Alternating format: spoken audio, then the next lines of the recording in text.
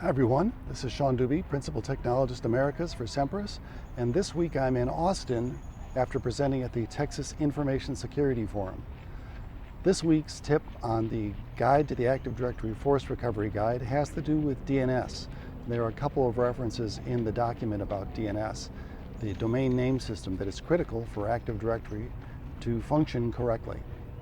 The first is a sentence in the guide that says, if your restored domain controllers do not have DNS on them, you must install DNS or put another DNS server in your recovery environment. This is, as I said, because Active Directory requires DNS to function correctly. And if your restored domain controllers don't have a DNS server on them, perhaps if you use existing external DNS, then DNS has to be in the environment for the domain controllers to work. And you may need to simply install a standalone DNS server in the environment so that the domain controllers can find each other and establish the directory.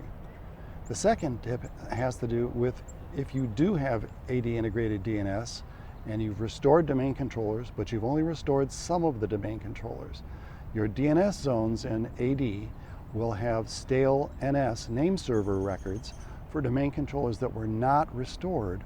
And this will cause frustrating DNS replication errors that can be very hard to troubleshoot. So if you're restoring fewer domain controllers into the environment, one of the steps you need to pay attention to is removing the stale NS records in the domain DNS zones. Thank you.